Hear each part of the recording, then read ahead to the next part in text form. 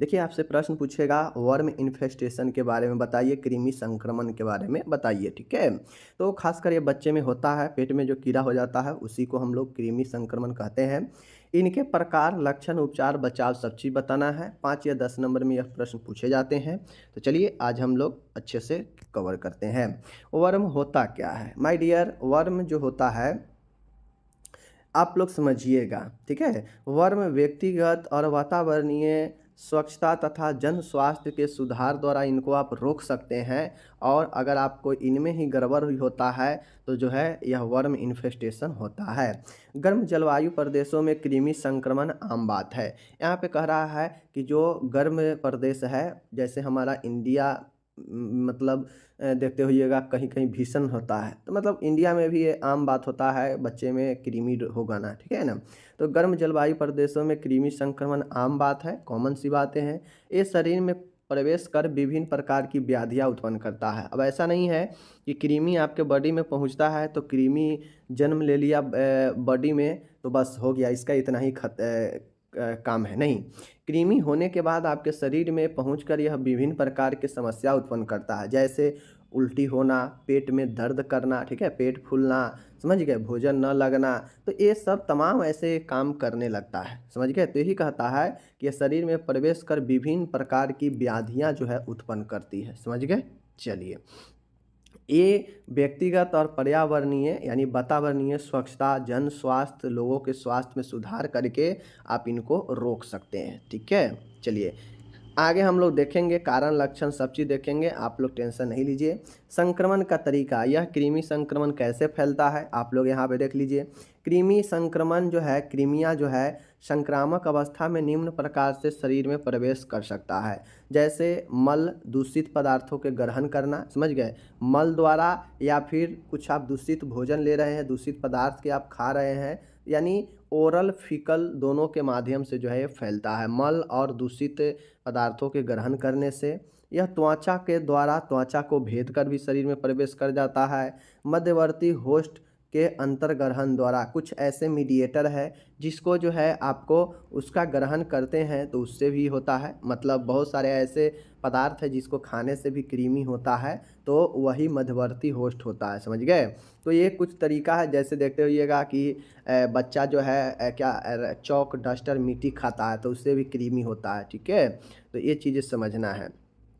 तो ये तो हो गया फैलने का तरीका, इन तरीक़ों से फैलता है, बट हमको इसको अलग अलग प्रकार में जो है देखना है। अब कृमि के प्रकार अलग अलग है, जिसको चलिए हम लोग यहाँ पे पढ़ाते हैं, समझ गए। अभी तो झलकी था कि कृमि से जो है क्या होता है, कृमि कैसे बॉडी में जाता है, अभी तो ये देखे हैं। अब हम लोग देखेंगे कृमि के प्रकार और सभी प्रकार का लक्षण, निदान सब चीज़ देखेंगे, प्रकार टाइप वाइज, समझ गए। तो पहला जो टाइप है वह है गोल कृमि एस्केरियासिस। एस्केरियासिस का मतलब है गोल कृमि। यह आंतरीय मतलब आंत परजीवी में सबसे अधिक अनुपात में पाया जाता है। गोल परजीवी कृमि जो होता है, एस्केरियासिस जो होता है, यह एस्केरियस जो है लेम्बॉइड, समझ गए ना, लंबिक्वाइड्स, एस्केरियस लंबिक्वाइड्स नामक कृमि के संक्रमण से होता है, जिसकी लंबाई 20 सेंटीमीटर से 40 सेंटीमीटर तक होती है। आपको ये समझना पड़ेगा माय डियर कि गोल कृमि जो होता है यह सबसे ज़्यादा आंत में संक्रमण पाया जाता है, परजीवी इसका। और यह जो है एस्केसिस, समझ गए, यह एस्केरिस लंबिक्वाइड्स नामक कृमि संक्रमण से होता है। कौन? एस्केरियासिस, समझ गए। तो याद रखना है गोल कृमि किससे फैलता है, तो एस्केरियासिस लंबिक्वाइड्स से फैलता है, समझ गए। यह जो है 20 से 40 सेंटीमीटर तक हो सकता है। संक्रमण की बात किया जाए तो यह संक्रमित हाथ, खिलौना, कच्चा भोजन, खुले में मल त्यागना, ओरल फीकल मार्ग से फैलता है। देखिए कृमि जो फैलने का तरीका है ना, तो यह फैलने की तरीका आप अगर एक जगह ध्यान में रख लेते हैं तो आपको जो है यह सभी जगह फैलने का तरीका में सेम होगा। भले कृमि का अलग अलग प्रकार है, लेकिन फैलने के, संक्रमण के फैलने के तरीका में अगर ये सब लिख दीजिएगा सब में सही हो जाएगा, कोई दिक्कत नहीं है। क्योंकि कृमि ज़्यादातर संक्रमित हाथ, खिलौना से, कच्चा भोजन खाने से, खुले में मल त्यागने से, ओरल फीकल माध्यम द्वारा भी यह फैलता है। और ये सब में लिख दीजिएगा सभी प्रकार में, तो कोई दिक्कत नहीं होगा। अब इसका डायग्नोसिस, एस्केरियासिस गोल कृमि का जो है निदान क्या होगा माय डियर? तो गोल कृमि का जो निदान है वह होगा कि मल मल की जांच किया जाता है, समझ गए, मल का जांच होता है। मल परीक्षण में ओवम और सिस्ट मतलब अंडे और पुटिकाओं की जांच किया जाता है, देखा जाता है कि कृमि का कितना अंडा और पुटिका दे रहा है, समझ गए। मल में सर्पिलाकार जंतुओं की उपस्थिति देखा जाता है। जैसे आप लोग देखते होइएगा कि बच्चा मल त्यागता है तो उसमें कीड़ा टाइप से वाइट वाइट उजला उजला आपको दिख जाएगा, तो वो उस आप खुद देखकर भी समझ सकते हैं, जांच सकते हैं कि हाँ इसके कीड़ा है। और मल का भी जांच करवा के आप उसमें सिस्ट और पुटिका का भी जांच कर सकते हैं। दोनों कंडीशन में मल का ही जांच होता है। ओके, लक्षण क्या होगा आपको पता है कि कृमि है पेट में, तो लक्षण भी लगभग सब में एक जैसे ही होगा, समझ गए। तो आपको फैलने का माध्यम और लक्षण सब में एक जैसे लिखना है, बस चेंज ये होगा कि जो जैसे अलग अलग, जैसे अभी हम गोल कृमि देख रहे हैं तो गोल कृमि 20 से 40 सेंटीमीटर होगा, समझ गए। यह एस्केरियासिस लंबी क्वाइड्स के द्वारा संक्रमण होता है, समझ गए। तो बस जो परिभाषा है वो चेंज होगा, बाकी लक्षण फैलने का माध्यम सब में एक ही होगा। ओके, कोई भी गोल कृमि हो पेट में जाने के बाद पेट को बड़ा करने लगता है, पेट में दर्द होता है, वजन में कमी होता है, भूख नहीं लगता है, वृद्धि रुक जाता है, एनीमिया होने लगता है, पाइका जैसे पदार्थ, मिट्टी, चौक, खड़िया ये सब खाने का इच्छा होने लगता है, अनिंद्रा आने लगता है, चिड़चिड़ापन, खुजली होने लगता है, डायरिया हो सकता है, समझ गए। कभी कभी इंटेस्टाइनल ऑब्स्ट्रक्शन भी कर देता है ज़्यादा संक्रमण में। तो सब में ये चीज़ें लिख दीजिएगा, आपका सही हो जाएगा। ऐसा नहीं है कि सब में आपको ध्यान याद करना है। अब इसका उपचार क्या है, तो माय डियर उपचार वही है, मेबेंडाजोल सुबह शाम 3 दिन तक दिया जाता है 100 मिलीग्राम, ठीक है, मेबेंडाजोल, ठीक है, मेट्रोनिडाजोल, ये सब जो है आपको ध्यान में रखना है, अल्बेंडाजोल, ये सब जोल जो है यह कृमि संक्रमण के लिए ही होता है।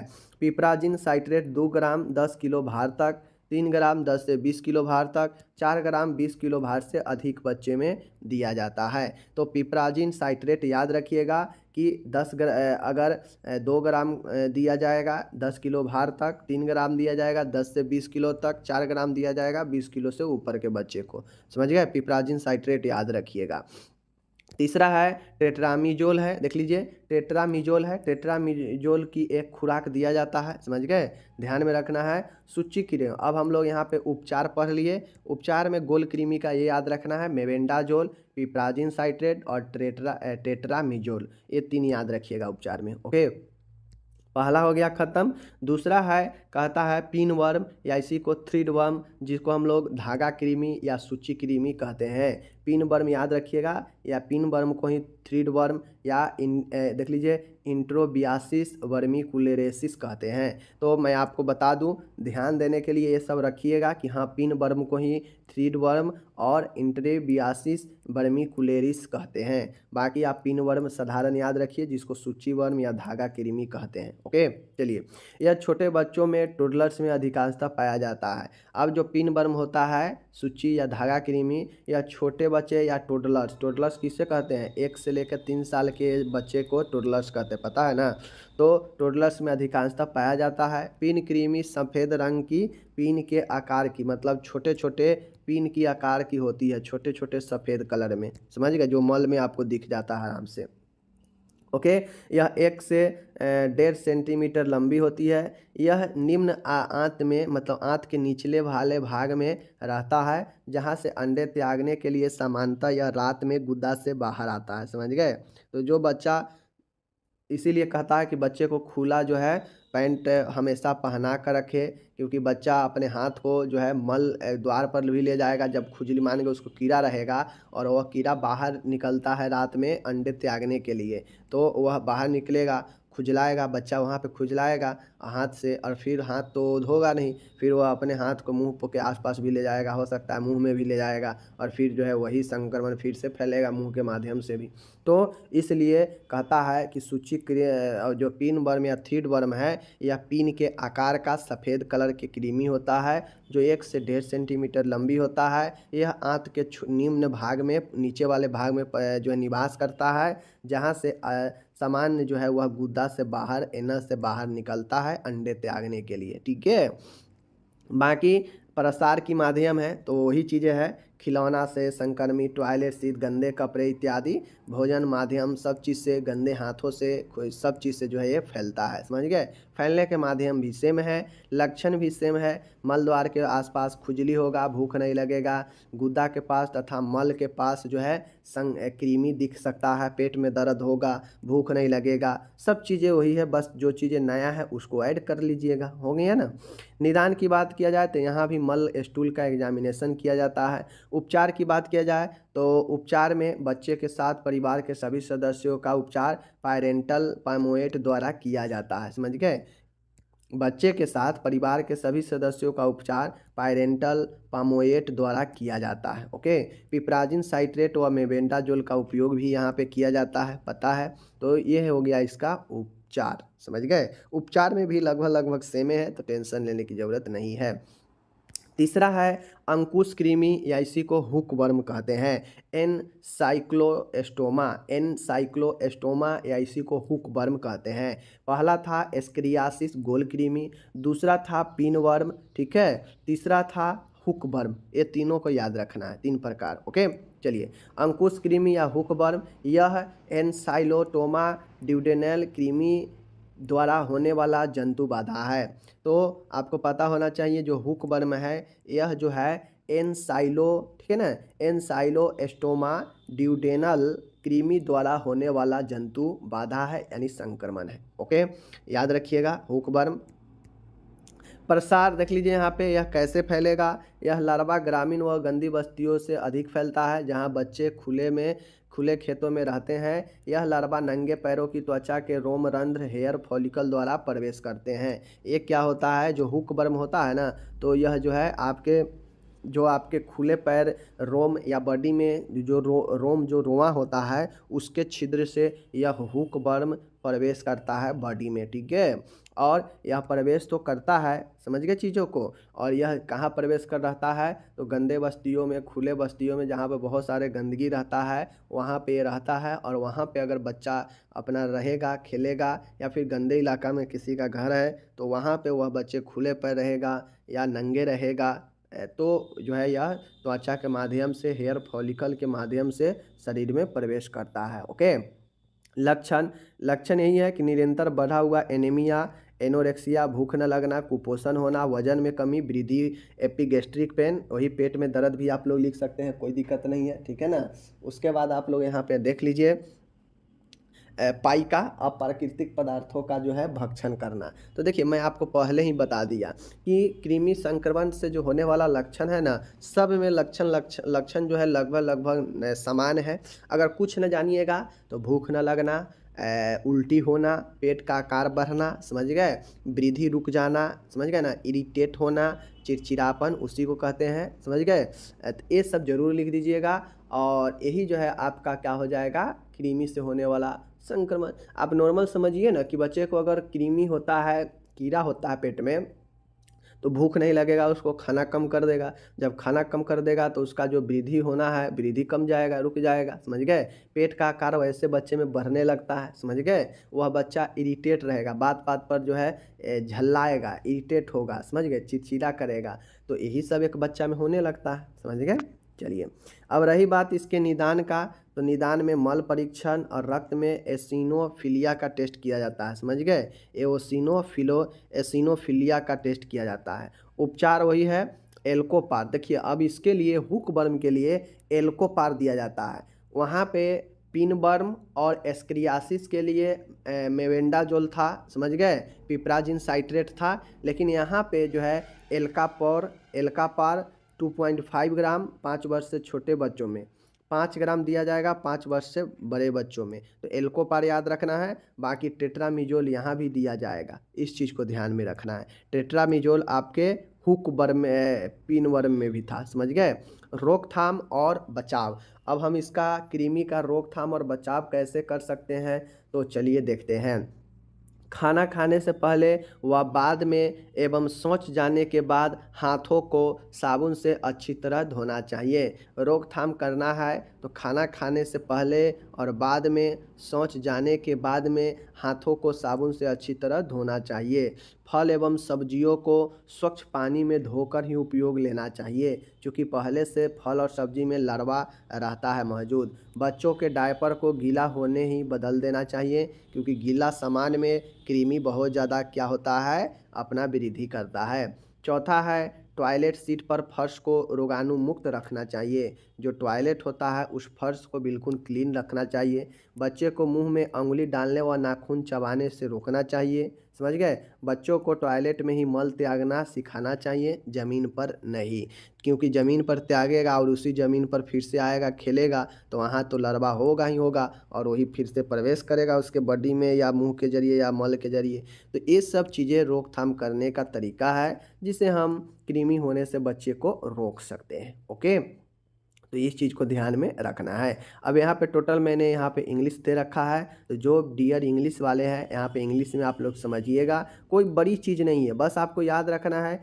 कि कृमि 3 प्रकार के होता है। एक होता है एस्केरियासिस, एक होता है एस्केरियासिस, समझ गए, एक होता है आपका पिन वर्म, एक होता है आपका हुक वर्म, और सब में लक्षण वही है, पेट दर्द करना, भूख न लगना, वृद्धि रुक जाना, समझ गए, पेट में वृद्धि होना, तो ये सब चीज़ें याद रख, उल्टी होना, ये सब चीज़ें हो जाएगा। ओके, तो ये सब चीज़ें आपको लिखना है। बाकी चलिए आगे हम लोग यहाँ पे चलते हैं।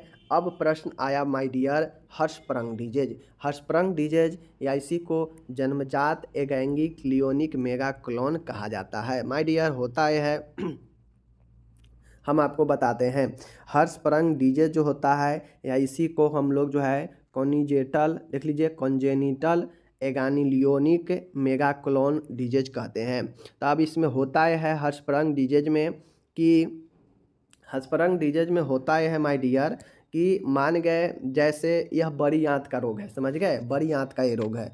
अब होता है इसमें कि मान गए जैसे आप लोग कभी कभी देखते होइएगा कि मैं आपको एक चीज़ बता देता हूँ एक एग्जांपल के तौर पे, कि कभी कभी आप लोग देखते होइएगा कि किसी चीज़ को काट दिया जाता है, किसी सजीव चीज़ को काट दीजिएगा, पैर छोड़कर किसी जीव को काट देने से देखते होइएगा कि वह कंप्लीट अचानक से काटने के बाद जो है वह डेथ नहीं कर जाता है, उस ख़त्म नहीं हो जाता है, छटपट करता है। उसका अगर मान गए कहीं से लंगड़ी अगर कट गया है किसी जीव का, तो देखिएगा लंगड़ी उसका अलग होकर जो है कूदते रहेगा, छटपट करते रहेगा। ऐसा क्यों होता है? ऐसा इसीलिए होता है क्योंकि उसका जो नर्व होता है, नर्व सेल तंत्रिका जो कोशिका है, वह जो है धीरे धीरे डेड होने लगता है, समझ गए।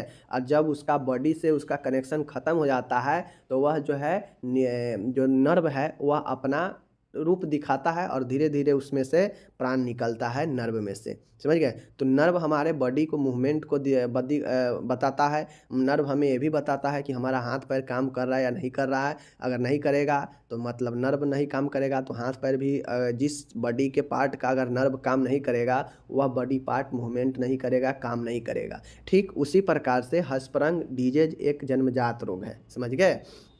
इसमें होता यह है कि जो बड़ी आंत है, क्लोन वाला जो एरिया है बड़ी आंत का, उस क्लोन वाला एरिया में कहीं भी, खासकर एनस वाले मल द्वार जो होता है ना, एनस जो रेक्टम होता है, मलाशय, जो जहाँ तक, चूँकि हम लोग जानते हैं बड़ी आंत का कनेक्शन मलाशय से ही रहता है, समझ गए, बड़ी आंत के थ्रू मल जो है मलाशय में आता है।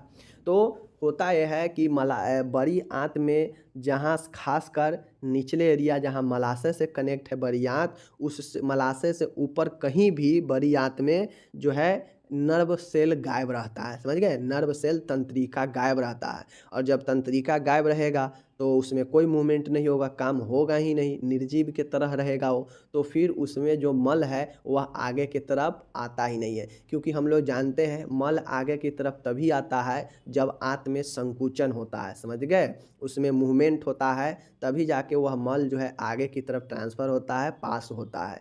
और जहाँ भी सेल डेड रहेगा, नर्व नहीं रहेगा, तो वह बॉडी उस भाग काम ही नहीं करेगा। तो उसी प्रकार से बड़ी आंत के जगह में, रेक्टम से ऊपर कहीं भी बड़ी आंत के कोलोन में जो नर्व होता है, नर्व अनुपस्थित हो जाता है, जन्मजात रहता है। तो विकास के कारण हो या कि विकास अवरुद्ध के कारण हो, विकास नहीं हो पाना के कारण हो, वह बड़ी आंत के कुछ एरिया में, ठीक है ना। कुछ एरिया तक जो है नर्व सेल जो है अनुपस्थित होता है, जिसके वजह से वहाँ कोई मूवमेंट नहीं होता है, निर्जीव की समान रहता है, जिससे मल आगे की तरफ नहीं जा पाता है, मीन्स मलाशय की तरफ नहीं जा पाता है, जिसके कारण इसमें इंटेस्टाइनल ऑब्स्ट्रक्शन भी हो जाता है, अवरुद्ध हो जाता है, क्योंकि मल आगे पास नहीं करेगा तो अवरुद्ध होगा ही। तो यही चीज़ें हैं, समझ गए। तो उम्मीद है समझ गए होंगे। बाकी यहाँ पे आप लोग देख लीजिए, एक बार और बता देते हैं। देखिए, कहता है यह एक समान, देख लीजिए, यह एक प्रकार का नाभिकीय अवरोध है, समझ गए। यह एक प्रकार के अम्बिलिकल ऑब्स्ट्रक्शन है, समझ गए। यह बृहदान्त्र मतलब बड़ी आंत के दूरवर्ती, मतलब सबसे दूर वाला एरिया, डिस्टल कोलोन का मतलब समझ रहे हैं कि जहाँ पे रेक्टोसिग्मोइड जंक्शन हो, मतलब जहाँ पे मलाशय और कोलोन आपस में मिलता हो, उस जंक्शन में जो पेशी होता है, मांसपेशी होता है, वहाँ पे तंत्रिका जो है, नर्व जो है, वह क्या हो, नर्व में कौन सा नर्व, देख लीजिए यहाँ पे देख लीजिए, गैंग्लियन कोशिका अनुपस्थित होता है, गैंग्लियन नर्व अनुपस्थित होता है। अब जब नर्व अनुपस्थित होता है तो चूंकि जानते हैं क्रमांकुंचन गति होता है आंतों में, और इसके जरिए ही आगे की तरफ जो है भोज्य पदार्थ मल आगे जा पाता है। तो यही क्रमांकुंचन गति अभाव हो जाता है, नहीं हो पाता है, ठीक है। परिणाम स्वरूप आंत में अवरोध भी आ जाता है, और इस रोग को जन्मजात एंगैंग्लियोनिक मेगाकोलोन भी कहते हैं। तो उम्मीद है आप लोग समझ गए होंगे कि ए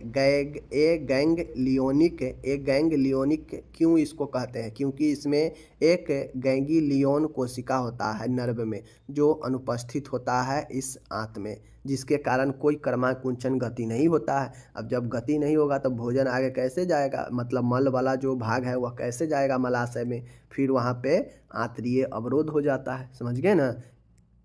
एक कोई घाव वो नहीं है, समझ लीजिए, एक कोई अल्सर उल्सर या घाव नहीं है, समझ गए ना। या कोई अल्सर नहीं है, बस बनावट ही ऐसा रहता है आंत का कि उसमें नर्व सप्लाई जो है नहीं हो पाता है, विकास कम होने के कारण या जो भी कारण से यह जन्मजात रोग है। तो अब गर्भ में जो भी कारण हुआ हो, उसके कारण जो है यह क्या होता है, आंत में थोड़ा दूर या कहीं भी, खासकर जहाँ पे रेक्टम से मिला हुआ आंत के भाग है, उस एरिया में जो है अनुपस्थित हो जाता है नर्व, और नर्व सप्लाई जब नहीं हो पाता है तो वहाँ काम नहीं कर पाता है आंत, फिर भोजन को या मलाशय के तरफ मल को नहीं भेज पाता है। तो यही चीज़ें जो है आपका ए गैंग्लियोनिक मेगाकोलोन कहलाता है, ओके। या इसी को हम लोग हर्षपराग डिजीज कहते हैं।